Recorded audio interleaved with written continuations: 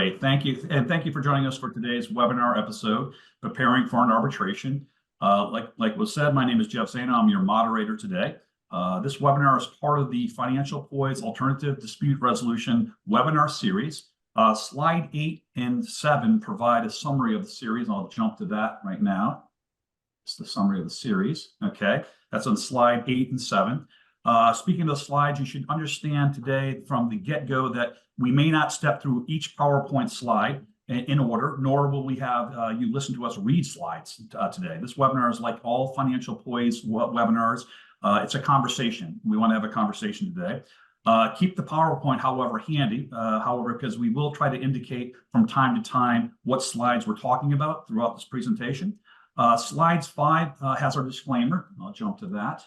Okay. Please note that our PowerPoint is for informational purposes only. It should not be considered for legal, financial, or other professional advice. Okay. Now I have the great honor of introducing our panelists, our esteemed panelists. We have, I'll jump to the slide right here. We have Leslie Burkhoff of Mort, Hawk, and Hamroth. Leslie is a partner with the firm where she serves as chair of the firm's dispute resolution practice group and is the former co-chair of the firm's creditors' rights and restructuring department. Also joining us today is Elizabeth Champnoy, Liz Champnoy of the Champnoy Dispute Resolution and Management Services, Inc. Liz is an attorney, consulting expert, independent full mediator, arbitrator, and trainer based in New York City with 25 years of experience in the field of alternative dispute resolution.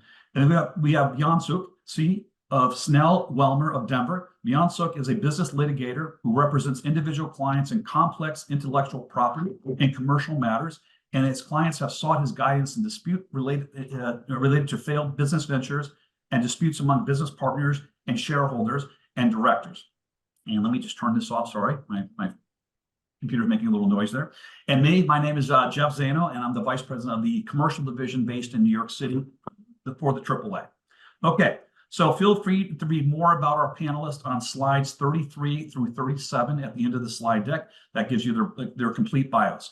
This webinar is a production of Financial Poise. To sign up for our great free weekly newsletter, go to financialpoise.com, subscribe, financialpoise.com, subscribe, If you are attending the live premiere of this webinar, you can submit questions using your web portal. If you are watching this on demand or have any questions after the webinar, you can send an email to info@financialpoise.com. Again, info@financialpoise.com. Just include your question and the name of the webinar episode that you're listening to. We'd also like to thank our sponsors. Let me jump to the sponsor page. 1 second. Okay, oops, there we go. Okay, we have on slides 3 and 4, Mood Online Dispensary. Okay. Then we have on the next slide, Sunburst, maker of #1 typing app for education, and MaxAsset, okay, which is a restructuring insolvency professionals. So those are our sponsors, and we want to thank them. Okay, so we're going to get started with our presentation, and I think I have the first slide, guys. Okay, 1 second. And this is our timeline today. We're going to go over, preparing for an arbitration, and this is the steps to an arbitration. We have first the filing and initiation, that's #1, and then arbitrator selection, it's #2, 3, the preliminary hearing, and then 4, information exchange. So this is preparing for the arbitration, and our esteemed panelists are going to go over each of these topics. So we're going to have Liz kick it off for us. So Liz, I turn it over to you. Thank you. Thank you, and thank you all for being here. So we're going to start off our conversation today, and as Jeff mentioned, it's more of a conversation rather than a lecture, talking about how you get into arbitration. So there's 2 ways you really get to arbitration. One, you either have an agreement, a contract of some sort, that has a particular clause in it that says if there are any disputes about that agreement, you will go to arbitration. If you don't have an agreement that has a clause requiring that you go to arbitration rather than court, the parties' counsel can agree to go to arbitration. So it's either by party agreement or in a contract that tells you to go to arbitration rather than court.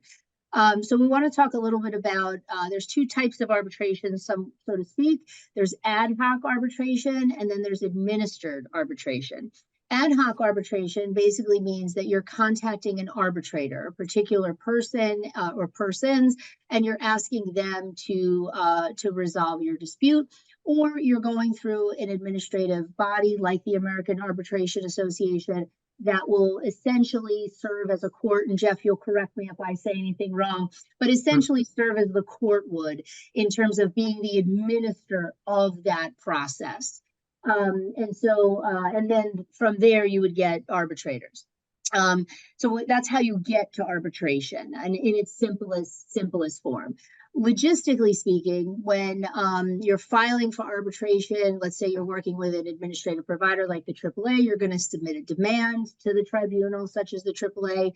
You're going to send a copy of the clause, the provision that says here you're supposed to go to, arbitration, as well as the underlying, agreement that's in dispute.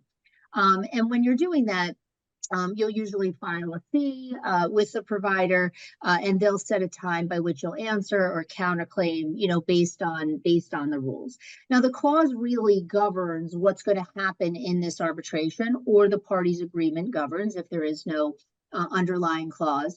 And so that will dictate a lot of what's going to happen. But this is just high level, what will happen when you file. I think we're ready for our next slide, Jeff. So when filing for arbitration, it's important, you can just simply file a demand. You can simply send an email to an arbitrator and ask them to resolve the dispute. But it's important, I think, and we want to talk a little bit about this in filing, that you submit as much information as you can at the start. To file, let's say at the AAA, my understanding is there's a form you can fill out. It's called a demand for arbitration. It, asks for things like the parties' names, if people are represented, what's the nature of the dispute, information. This has all been electronic for many years, as you know, Liz. All been electronic. You can pay via, a credit card too. So it's real simple.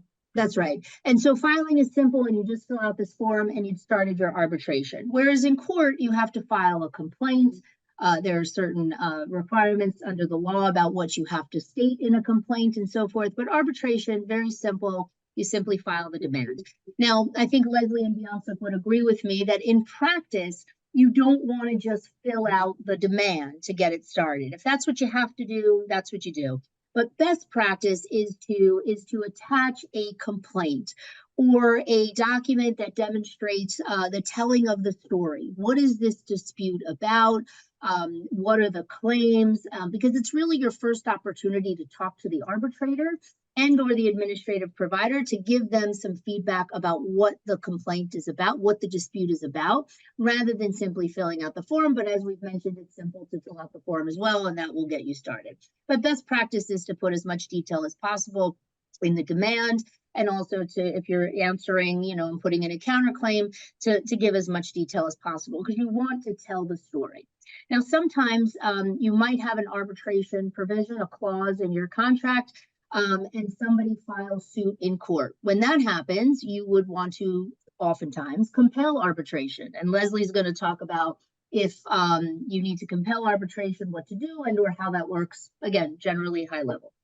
And I'll touch on that and beyond circle fill in, but let me just add something. When you're filing your demand for arbitration, one of the salient documents you need to attach is whatever your underlying agreement is, the arbitration provision within that, because AAA and probably other providers will be looking to see what is your basis for bringing an arbitration claim. So if your master lease agreement has a dispute clause that says you must go to arbitration, you want to be calling attention to that.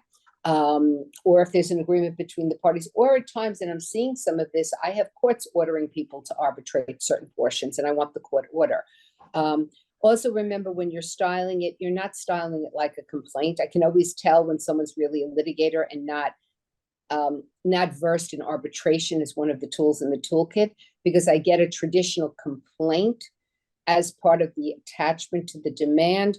And not that it shouldn't really look like a telling of a story with paragraphs, but if it's fully styled as a complaint, it sort of indicates they're not really sure what they're doing, because you just tell things differently. You prove them differently. It's way more factual. It's almost more like you would put a factual set of paragraphs in a motion, perhaps, than you would a traditional complaint with causes of action and the like. The other thing I'd caution you on is to think through your claims and make sure that if you think you're going to need some level of discovery or information to expand upon them, that you don't miss that during the arbitration. I had a case where the lawyer never bothered to go back and make sure he made a request for attorney's fees. He didn't include one of the claims for one of the underarching demands.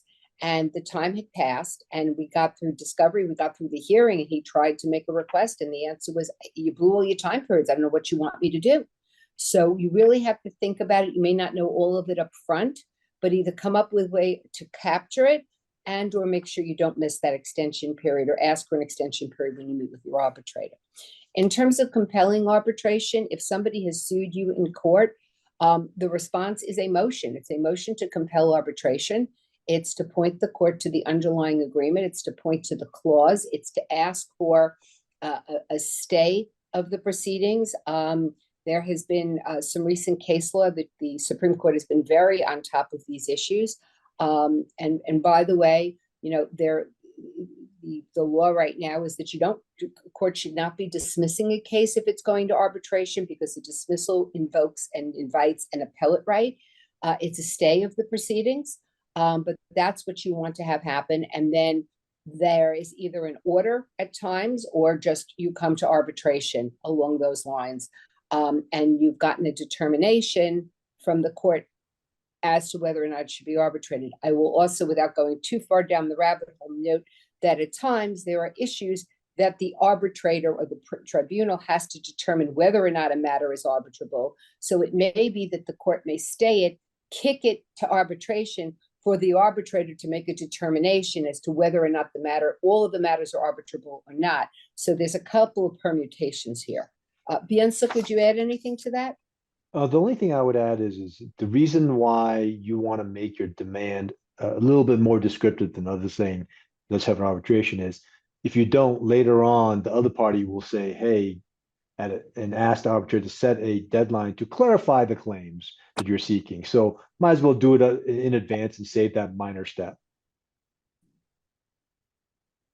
Great. So next topic is arbitrator selection. So you filed your arbitration, maybe there's an answer, a counterclaim that's been filed, and you're being asked now to select the arbitrator, the decision maker of the dispute. One quick note is that oftentimes administrative providers such as the AAA, depending on the size of the claim, will have what's called an administrative conference. That's a conference with the tribunal to talk about with the actual administrative provider, case manager, to get a sense of what the case is about, you know, what type of arbitrator you're looking for, maybe talk about schedules, things of that nature. So if you're offered the opportunity for an administrative conference, I would take it. A lot of advocates I know often skip this part of the process and or don't prepare adequately for it. And it's a lost opportunity, because the case manager is the one who's often going to put together the list of arbitrators. And the more the case manager knows about the case and what you need, the better that, you know, list is going to be. No, you're so right on that, Liz, because we do spend on the bigger cases 20 to 30 minutes with counsel asking them, what type of arbitrator do you want? And that helps us tremendously. So like you said, I would highly recommend taking advantage of the administrative conference. And again, now we're presuming that we're proceeding in an arbitration with a provider. Not to go backwards, but you know, my perspective is, and I think others here, it's best to have a provider rather than to go ad hoc, as we were talking about before, meaning you can just contact an arbitrator and they oversee the whole process. Having an administrative provider like the AAA is helpful because they oversee things like selecting the arbitrator, if there's a conflict with the arbitrator, if there are payment issues or billing issues, you know, you have sort of a buffer, if you will, rather than dealing directly with the arbitrator. So when we're talking going forward, we're talking about really an administered arbitration, not just dealing with a sole arbitrator on your own. And so the tribunal, the AAA will often assist in selecting the arbitrator. And I often will tell clients that, look, this is, from my perspective, the biggest decision you're going to make the entire process. The arbitrator can make or break, you know, your case. And so spending the time to determine who you're going to select as an arbitrator is important. Were you saying something, Jeff? I'm sorry, I don't know if I was just No, feedback. I was just agreeing with you 100%. Okay. So sometimes you're picking one arbitrator, sometimes you're picking 3 arbitrators. It depends on the clause, it depends on the party agreement, it depends on the size of the matter.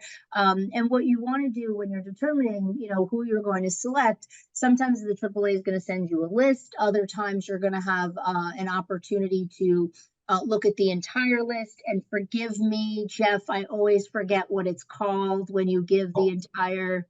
Oh, it's the arbitrator search platform link. Yep. For the whole. Thank you. Yeah. And also we have the enhanced arbitrator selection process where you can actually interview the arbitrators if you want. And we'll do that. And a lot of people don't know that the providers, I know AAA does, provides that for free. That's a free service. So we can get a Zoom call with the 5 best arbitrators that you like in that list. But one thing I want to ask you, Liz, do you, with one arbitrator or 3, do you kind of prefer to go with 1 or 3, and what, or it depends?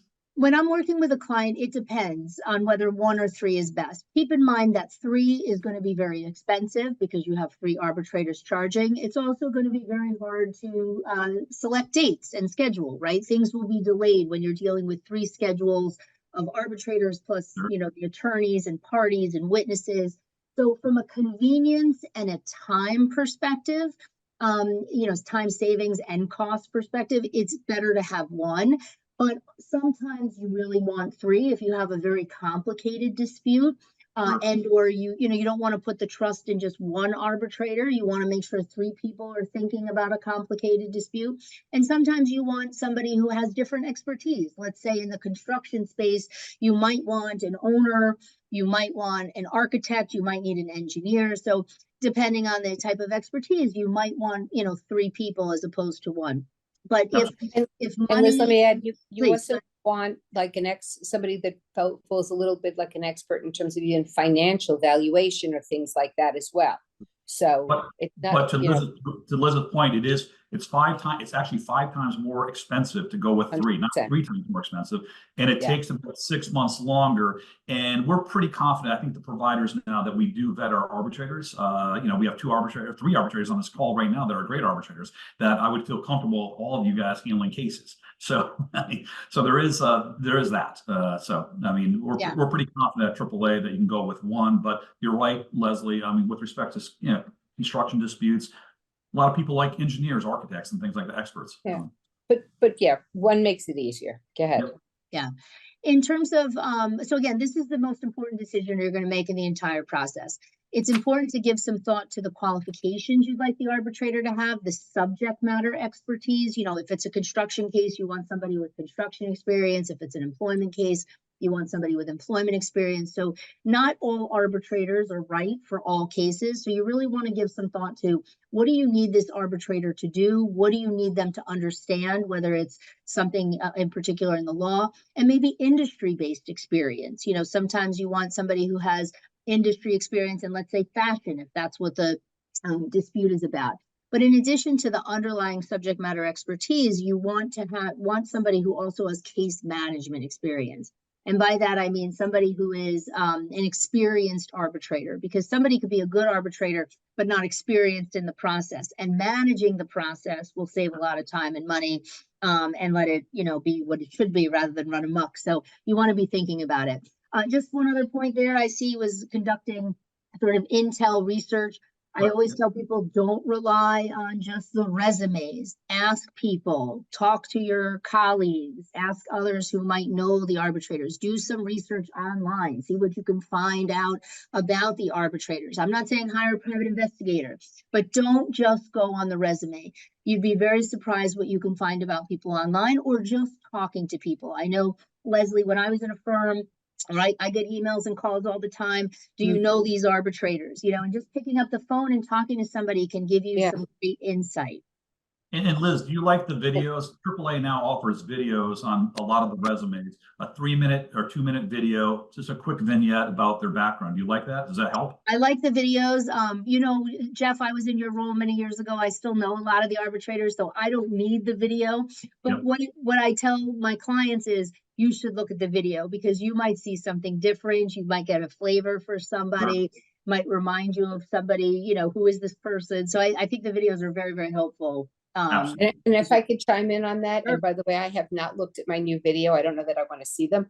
But although I apparently was a rock star in getting it done, I was like the only person I think that did it in like 1.5 takes. One take, Yeah, nice. but having recently done a vetting of arbitrators in several cases, I will tell you that in a couple of instances, we changed from possibly picking someone based upon how they presented on video. We felt on paper they looked one way, and it wasn't anything about their appearance. It was about how they answered certain questions and what they said about certain things and the way they came off that was so different than what was on paper.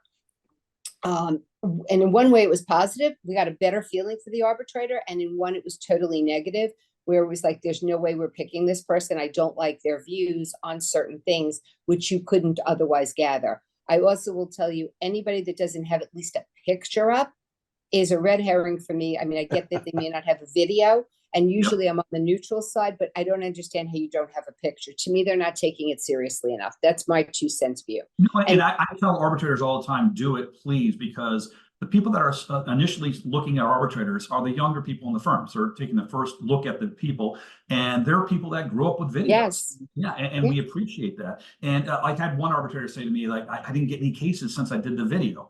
So no, maybe a cases video is not coming. terrible. But no, it wasn't his image. It was actually what he said. Like he No, said. that's what I'm saying. That's exactly what I mean. And then let me add one more thing. Then is one size doesn't fit all. So just because you like Bob for something and he was a rock star and just a great arbitrator, and not because, I don't mean because he decided in your favor, but he was just handled it well, he may not be the next fit, and Sally may be your better choice based upon it. So try not to always just go back to the same one, of course, unless it's like me or Liz or something, but other than that, because and in fairness, there are probably certain disputes that somebody else just might be better suited for. And I think it's a mistake to not at least think about it. Absolutely. Well, and one thing I would add is I think a lot of practitioners and non-practitioners focus on the potential candidates for arbiters and based on their results in previous similar arbitrations. So and I warn everybody not to do that. Focus, as Liz mentioned, on basically the process to make sure that that process will give you the best opportunity. And if it doesn't work, if that process doesn't work, I don't care if you're similarly situated with another developer, you may get a very different result. Absolutely. Agree. So moving along, the exact process of how an arbitrator is appointed depends on various rules, but traditionally the AAA and other providers will send out a list of arbitrators based on hopefully the party's input. And then you usually get an opportunity to review the resumes and strike who you absolutely don't want, and then rank, number 1 through 5, however many you're choosing, your preferences. And then the AAA, you'll correct me if I'm wrong, Jeff, comes up with the best option, the highest ranked or the closest to the top ranked, and then reaches out to that arbitrator, asks them, discloses to them the parties' names, counsel's names, and then gets them to give disclosures, right? Disclose any relationships so that the parties can review them and consider whether or not they can sit in a neutral role as an arbitrator. Liz, one of the questions I get a lot is like, what does the AAA do if both parties selected the same person? It's even, one or two parties are even or whatever, or two arbitrators are even. How do we do that? Or, how do we do the ranking system? We have a computerized system at AAA that takes care of that. So if the rankings are very similar, we put it into the computer system and it figures it out for the ranking. Perfect. I think we're ready to move to our next slide. All right, so we're turning on to beyond suck. This is the second most important thing, I think, besides selecting the arbitrator. The prelim hearing, I think, is so vital. That's right. It's a pretty important hearing. It kind of lays out the future processes for your arbitration hearing and what you do to the lead up of it. So definitely know your rules and your ADR clauses prior to the hearing. Now, the ADR clauses, you'd think they'd be your uniform, but they are not. Some are well written and detailed. Some are detailed, but don't necessarily fit for your particular situation. And I've had arbitration provisions that just call for arbitration, do not designate basically the AAA or other entities that could basically facilitate the process, and leave it vague. So you have to come in with all the thoughts in mind about how you think the arbitration proceeding should go to your client's benefit. Sorry, I'm speaking like an advocate. So you're just so. Well, you are. Yeah, but I am. So when you go into the arbitration provision, you want to be able to understand not only the arbitration clause, but also understand that every state has ADR statutes, and there's the Federal Arbitration Act that could impact what you do or what you discuss at this hearing, because this hearing will not have a set agenda other than calling it a preliminary hearing. Generally, every hearing discusses procedures and pretrial procedures and scheduling. Beyond that, the scope is extremely wide. That's why pre-planning with the client is important. And think about things like, okay, what do we care about when it comes to getting to the hearing? We care about confidentiality, maybe, yes. We care about how many depositions we want to do. We care about the timing and the scheduling of matters on behalf of the parties. And a lot of this for the advocates can be addressed pre-hearing, let me put it this, pre-preliminary hearing, by talking to the opposing counsel, to the extent there is one. I like doing that to the extent I have a willing participant on the other side, because we can go straight to the preliminary hearing and say to the arbitrator, Mr. or Ms. Arbitrator, here are things that we agreed to. Here are things we need guidance on because we're not on the same page. And that makes it a lot more efficient, cost effective, and proceed right along.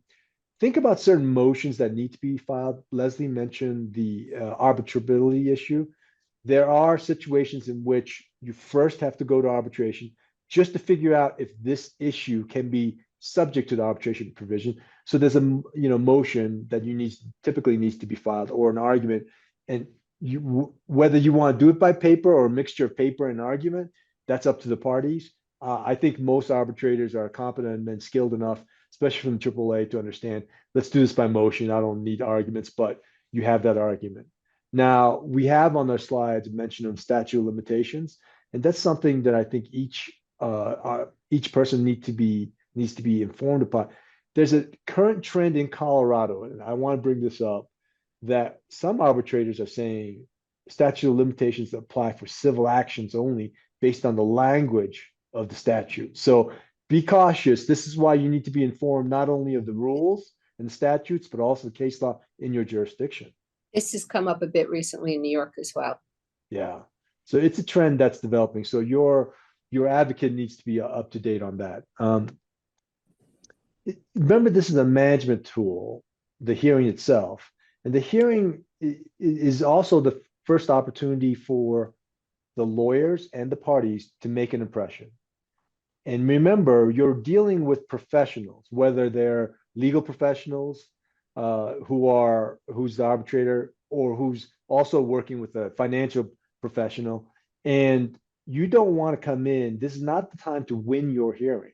You want to demonstrate why you're asking the asks or the request that you're making for, let's say, limiting discovery, or for broadening discovery that's permitted under the ADR provisions. Leslie? Yeah, and let me add, and look, it's refreshing when I get people that have come to me and maybe conferred with one another the way you would before you go for a judge, and you've had some conversation. I get that's not always possible. But you really need to understand what you're doing, because sometimes when people come before me as an arbitrator and they start talking, well, the federal rules of civil procedure. I'm like, whoa, guys, gals, they don't apply. The other thing that I had was two attorneys who were so conciliatory with each other, which was great, but they took AAA, by example, sends out a draft order, and it's sort of like a menu. There's choices, A, B, they picked everything. I mean, like all of them. And some of Mhm. them contradicted one another. And then they had like 100 interrogatories. And I kind of said to them, this is a simple contract case. Like, well, we just didn't want to fight about anything. I'm like, that's great. You can't settle the case, but you can agree that you're going to exchange, 6 depositions and 100 come on. It's a silliness. So you also don't want to give the arbitrator a view of this is going to be a nightmare or you don't know what you're doing here. Yeah, and let me add, when I have an experienced litigator on the other side, Mm-hmm. we often immediately agree that we will not do interrogatories. Yeah, I think Uh, they're a uh, waste most yeah, of the time.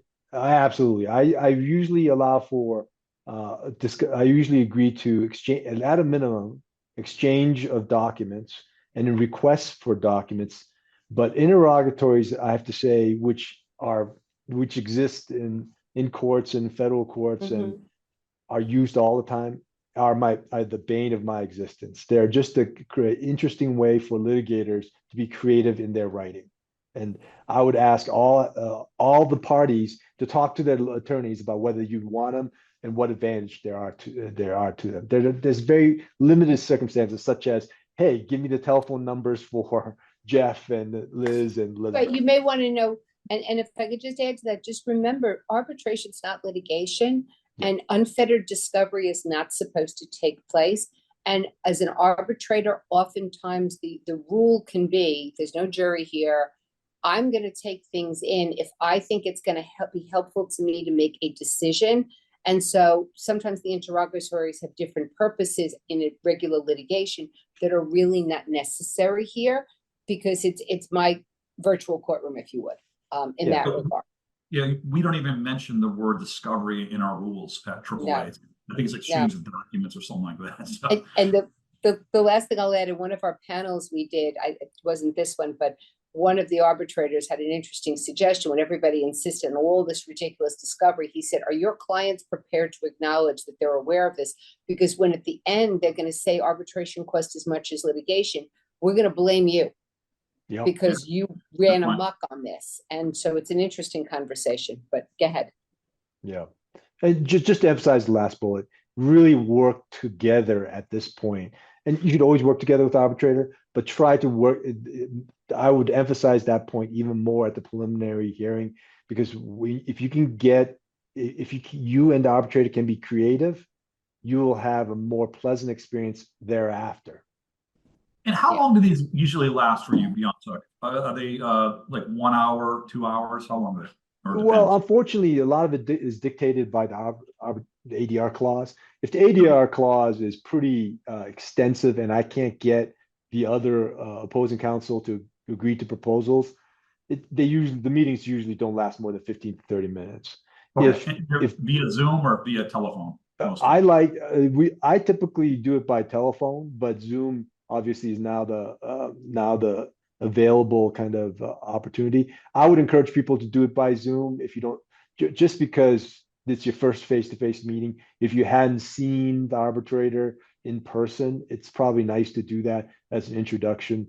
Thereafter, I don't feel the need to have a camera in my face all the time, but for the first meeting, I would encourage that. Sure, absolutely. Okay, and we covered most of this here, I think, in this Yep. next. Okay, so we can move on to the scheduling order with Leslie. So when you file your demand and once the arbitrator is selected and your preliminary hearing is set, a draft scheduling order is usually sent out. It is like I said, a form. It covers broader than necessary. And so the party should read it. There's nothing worse than having them not be versed in the rules or read it. But it's really no different in some respects as going into the preliminary conference with a federal magistrate or the state court with your law secretary and creating your template for how the matter is going to be proceeding. The goal, I emphasize goal, is that order should be sacrosanct. And almost every order I sign says these dates are essentially set in stone, not movable. This cannot be used against me, but of course, with good reason, they do get moved at times. Witnesses weren't available, something happened, people need more time, as long as it works for a schedule. But remember, when you're picking arbitration hearings, you're basically putting something on someone's calendar and everybody's carving out the time. And so it's kind of important to try and keep to that. And at times I really will make parties keep to the schedule because there's really no good reason to move it. And I've carved out a week to try the case. It is going to govern everything soup to nuts. So it's going to govern, are these the claims that you've advanced? Are you looking to amend the claims? Is there going to be an amended a counterclaim advanced? It depends on what people have filed and whether somebody got someone in to file a responsive pleading before we get to the preliminary hearing. And you should be really mindful of your rules, because put aside what happens in the preliminary hearing, the rules may govern when you can amend or modify or change anything. So look at the rules depending on the type of case you have. It's also going to cover the law that's applying. Now, remember, Federal Arbitration Act generally is governing everything, but underlying agreements may say specifically, doesn't matter that I'm a New York arbitrator, Utah state law is going to apply to substantive issues and, or to the extent not in conflict with the Federal Arbitration Act, or a variety of other things. And sometimes it says completely contrary, bizarre things, and you want to go back and hit the drafters in the head because somebody messed up somewhere along the lines. Now, the parties always have the right to change what they want to do by agreement. But if the agreement says X, I'm not changing it if somebody doesn't like what it says. That's what bound the parties. That's what gets them to arbitration in the first place. Recognize that as an arbitrator, when we've had that preliminary hearing and the scheduling order, which I will talk about a few more things in a minute, they're gonna ask you for an estimate. There may be an invoice that comes out, and you'll be asked to put a deposit in before we get to hearing. And then obviously money is refunded at the end of the case. But a couple of other things that the scheduling order is going to do. It's going to cover your law. It's going to cover your claims. It's going to cover your discovery process to the extent that it's agreed upon. It's going to cover time frame if you're doing experts. It will govern the close of discovery. It will govern dispositive motion practice and motion practice. My general practice and most of the rules currently support this. Dispositive motions, you can't just file a motion. You need to make, and I make it clear in my scheduling order, you need to get me a letter. You need to show me how it's going to narrow the issues in the case or dispose of it, almost like a likelihood of success. And the commercial rules and some of the other rules actually specifically memorialize this. And it'll be a letter writing, they'll send me a 5-page letter. One party gets to respond and then a reply, and I'll make a decision. If I'm going to let a dispositive motion go forward, because it really looks like it could be clear, we'll set a briefing schedule. For discovery disputes, the arbitrator, and by the way, you can make these requests. I mean, arbitrators are going to do what they're going to do, but if you're attuned enough to this, you can guide the process. It is your process. So I deal with discovery disputes as follows. Please don't make a motion. Please reach out to me. Again, not ex parte, whether it's through the panel service, or if it's direct exchange, all parties on, including my case admin, and let me know there's a problem. I may ask for an email or two with clarification, and then I'll hold a conference call. Because if I can avoid motion practice and keep costs down, that's exactly what I want to do. And it's really, really important. They have dipped into a few things. Sorry, go ahead. A quick question. How long does it take you as an arbitrator to do a scheduling order? An hour, a couple hours? How long does it usually take? It depends on what it is, and I realized I started covering a little bit, but I'm gonna add 2 things that I don't think we covered. It really depends. It could be about 2 hours sometimes, depending on what the nature is. For example, sometimes we're picking up confidentiality agreements that the parties are going to sign and incorporate, protective orders, clawback agreements, cybersecurity issues.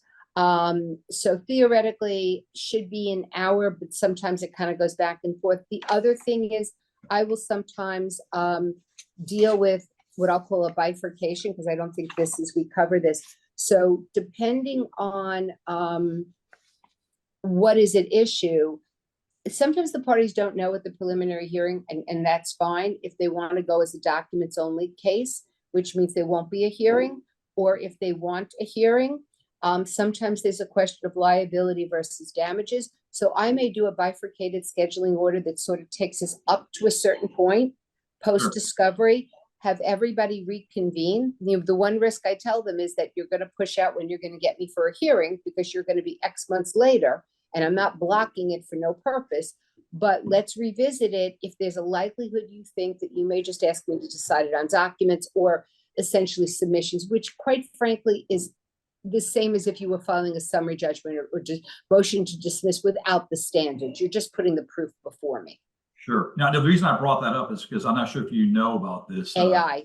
Yeah, AI. AAA has introduced for the scheduling order an AI tool for our arbitrators that they can use, and they can enter in the information. It probably could reduce the time by 50 minutes. Or I'm on the list to do that. The last few times we were supposed to do it, the parties came to me with an agreed order, which is not uncommon. Some of these folks kind of are in mass cases where they do multiple, and they'll come to me with an agreed order. But the one thing I always say, and I'll throw this out there, even if you have an agreed order, you need to send it to me in Word, because more oftentimes than not, they have not added things that I think are really important and for the benefit of the parties. You know, again, how I deal with discovery, how I deal with dispositive motions, the communication, and on occasion, they agree to everything in the order and it all contradicts each other. Sure.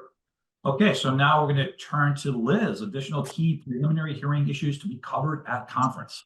I think we've talked about a lot of this as it is. Keep in mind, I mean, what we haven't said, just to sum up, right, is that this is the roadmap. This is the roadmap to how you get to the hearing and what's going to happen at the hearing.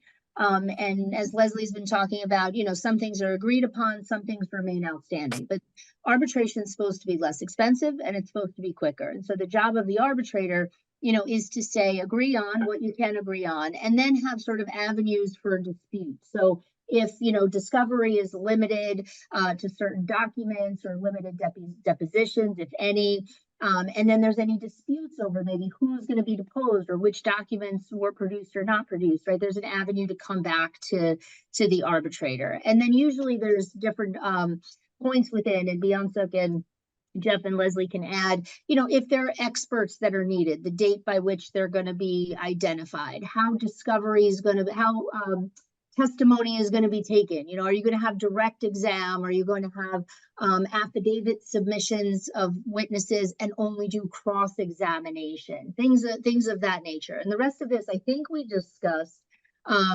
in terms of, you know, not making a motion, having the having the arbitrator decide certain things. So I think we can move to the next. Talked about interrogatories. Right here. Hold on 1 second.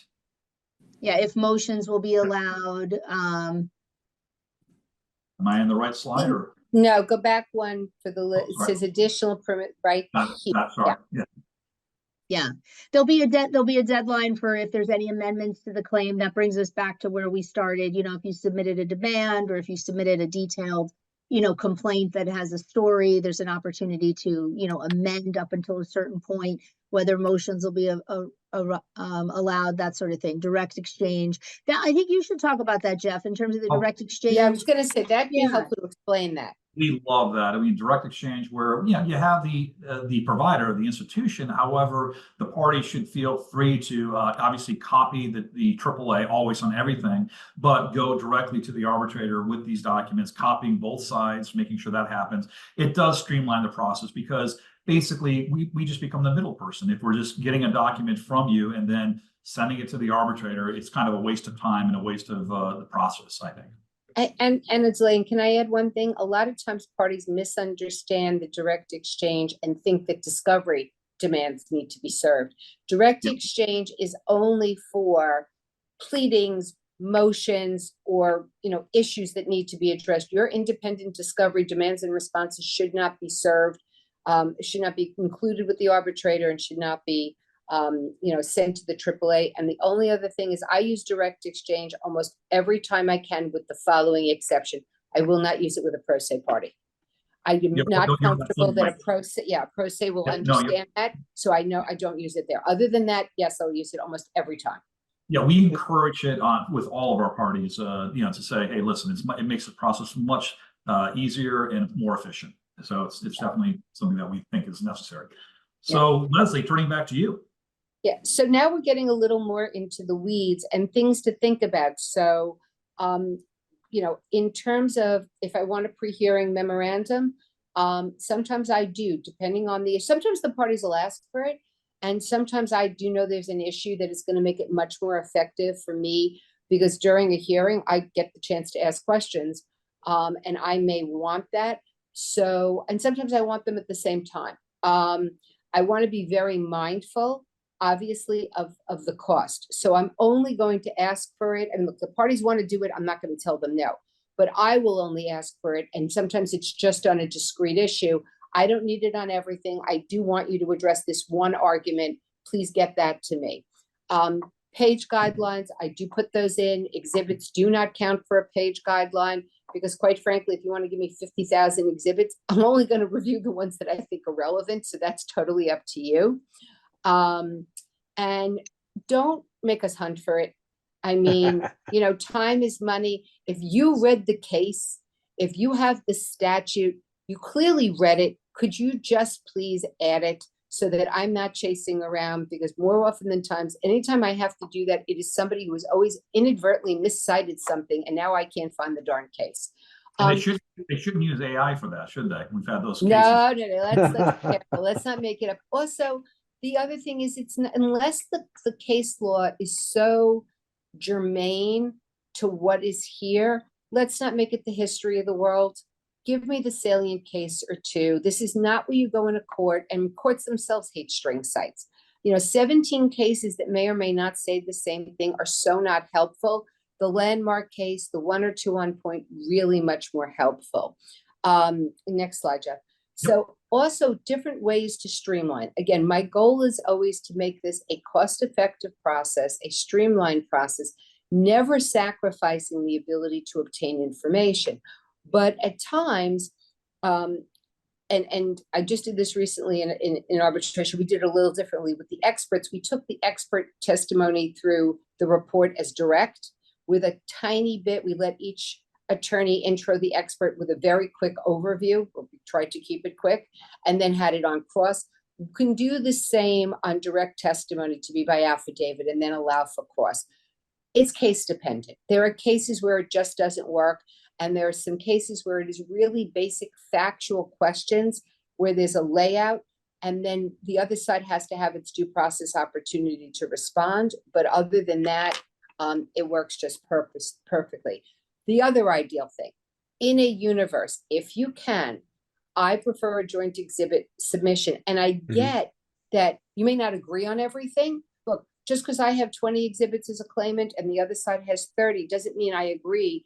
But if you can get a universe of documents, if we can agree that there may need to be some rulings on some of them, but as long as there's not an authentication issue, or we're not going to challenge it on hearsay. Remember, we're in arbitration. It's just not the same as a court. You know, there's a lot more wiggle room and a lot more ability for me to allow things in. And then my statement is always, it goes to the weight of what I'm going to consider this. But the more you streamline and are together on things, the easier it is. You want the arbitrator to understand the facts and what is going on versus trying to deal with six. I had one where they had fate stamp numbers and exhibit numbers and different, and nobody could agree on what they were calling anything. I said, your record is going to be a disaster. Can you please just use this? And I'll take notes, but you know, you do 2 weeks of hearings. I'm never going to remember whether, you know, they misidentified something. So that's really important. Electronic versus hard copy submissions. We have all signed the Green Initiative. We really try on electronic, but I will be clear. There are some documents I absolutely just have to have them. They're charts, they're Excel spreadsheets. I can't look at them effectively. So I will on occasion ask for hard copies of certain things because it's just more useful to me. But thank you, Leslie, for mentioning the Green Pledge. I'm part of the North American Green Pledge movement. And if you haven't heard about it, just type in Green Pledge online and sign the pledge but Leslie, you're right. Certain times I see arbitrators, they want a hard copy for certain documents. You're absolutely right. But if we can use more electronic, that would be great. Yeah, okay, so absolutely. Oh, wait, there was one more thing. Just give me one more second. The last thing we didn't touch on, the type of award. So the other thing that the parties have to cover is, so sometimes the underlying agreement will say you can have a standard award, a simple reasoned award, or a full reasoned award. Cost goes with that. There's different thoughts on that. Beyonce may have some thoughts about it, but we start with the agreement, or we start with the rules if the agreement is silent, and parties can always agree to whatever they want. Beyond that, regardless of rules or agreement, if they want a full reasoned award and they want to pay for it, that is the party's process and right. Go ahead. Well, I have one question. As an arbitrator, have you ever had someone ask you to do a page limitation, or as an advocate, have you done that or not? No, Okay. I would simply add and a reminder for all the parties who are going to participate in mediation that you have limited appellate rights after a hearing decision. So for the most part, if you're asking for a detailed ruling, we call them in our jurisdiction, we call them simple, reasoned, and findings of fact and conclusions of law. okay. But they're the same things that Leslie mentioned. The last of which is the most extensive, basically description of everything the arbitrator is thinking about, and then rulings based on the law. Even though there's limited appellate rights, I find that the more detailed the ruling by the arbitrator, for some reason, the adverse party who loses basically wants to ask for a redetermination. So I put that in as a factor of whether you want, the simple or the reasoned, because or the findings of fact. I try to fight against the third and more detailed ruling simply because I've seen the human nature. They always want, the more detail they're given, the more they're trying to find exceptions to the ruling. And it's just kind of not a very productive use. At least in my 25 years, I haven't seen a very effective, motion for reconsideration at all. So I would really, if that's allowed in your proceedings, that is, I would prefer either simple or reasoned. That's a great point. Really great point. Yes. So Liz, information exchange and preparation. Yeah, I think we've covered most of it. At this point, you're getting ready for your hearing. You're coming to the end of the scheduling order. The arbitrator has decided any, outstanding disputes with respect to discovery, or maybe if a motion was permitted to be made, they've made a decision, on the motion. And you're at the stage where I think you're submitting the pre-hearing brief, outlining everything. You're submitting the exhibits. You're putting forth the final witnesses. And then you're off to your hearing, which is our next program. So I think unless there's something else, I think, and motion practice, I think we talked a lot about already too, but if there's anything anybody wants to add. I'm gonna add for 2 seconds on that. I think sometimes the rules may govern a timeline on this. I think that's really the rest of it. I've talked about how I would handle it. Again, read your rules. There's nothing worse than going into a hearing and having people completely unaware of what the rules say. And the rules, by the way, are dependent on what track you're on. If we take AAA by way of example, you could be a large complex case, you could be consumer, you could be construction, different rules and different ones. But you made a good point earlier about you get some people that come to the arbitration process that have never done it before. And they're treating it like litigation, and they've never, do you see that often or not in the commercial world? It seems to be more more common in the commercial area, someone that has not done an arbitration before. It's definitely more common in the consumer area. I recently had one where it was a commercial case, and I can't decide whether the claimant's counsel is just trying to sort of play the arbitration panel, but the lack of familiarity, was just astonishing. And even to the point of having arguments at the hearing, trying to cite me the federal rules of civil procedure, going, I just don't know how many more times I can tell you, they just have no bearing on this proceeding. Sure. But as an arbitrator, do you, I know it's the party's process. It is the party's process, but if the parties are both agreeing to be ridiculous and do extensive discovery at this point, Up to them. So I will give them the same speech. I will say to them, counsel, this is arbitration. It's not litigation. If that is what you want, I will give you the order. Just recognize it's going to be more costly. It's going to take longer. And at some point you will need to explain to your clients that that's why this went the way it went, but it is your process. And if you are on board with it, so be it. But just don't come back and look at us at the, the panel level and say, how did this cost as much as it would have and taken a year and a half? Well, you spent 6 months in discovery and you shouldn't have. Yeah, and that's what we hear all the time. It drives us crazy at AAA because your expenses as an arbitrator are about 10%. The AAA or the institutions about 5%. The rest of the costs are the litigators and doing sometimes doing excessive discovery. So beyond socket and everyone, we have 5 minutes. Some key takeaways today. It was a great discussion. Well, Key takeaways are, before I jump into that though, I will add that over the 25 years, I have seen a trend that Leslie's noting and that you've noted, which is I used to see from senior attorneys doing arbitration a recognition of the differences in the way they file things and the way they do things.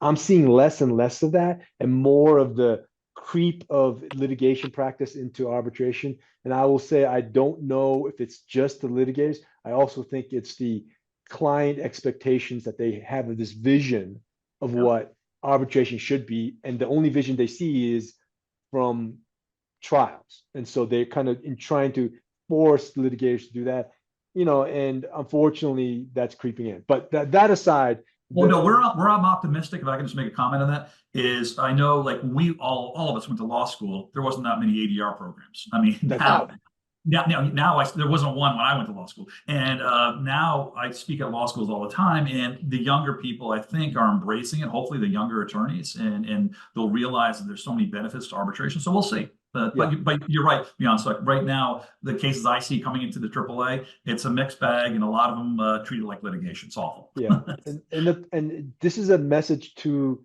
the non-litigators and non-attorneys, potential participants as parties. Volume does not indicate good legal practice. I just want to put that in there.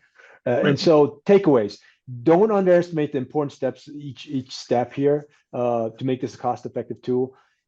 Arbitration can be more creative if you have a great arbitrator and a great arbitration kind of procedural entity like a AAA.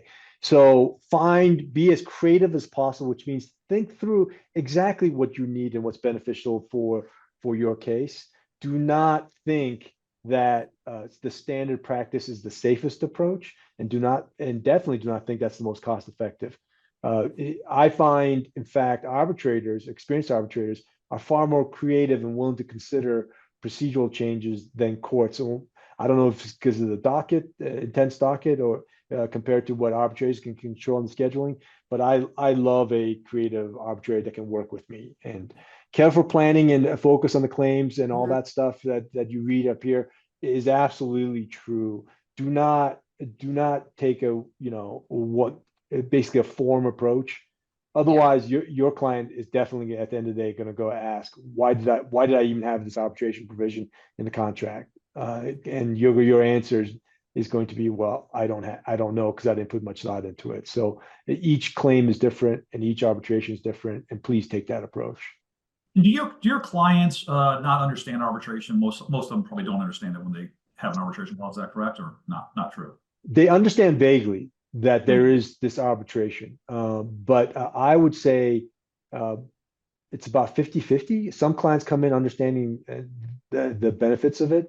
Sure. Clients who've had effective arbitration, and this is a message to my transactional colleagues, please think about the arbitration provision as you're drafting it. Sometimes you don't need, it doesn't make sense to have arbitration clause effective for every aspect of any dispute that arises. It may be just about the financial aspects where you can quickly, like in a brokerage disagreement, if you have a narrow arbitration provision about what commissions are owed, that'd be great. And the rest, you might have to go to court with it.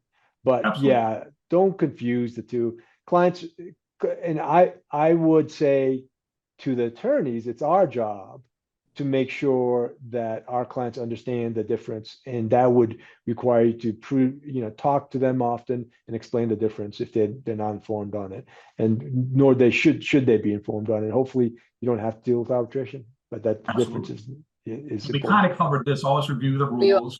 Yeah. It's so important, and I see a lot of people that don't do that, and I can't stand when arbitrators don't know the rules. But most AAA arbitrators do. So, yeah. But on that, this does conclude our webinar. But I just want to first of all thank you three. You guys are amazing. It's always great doing this with you, and thank you.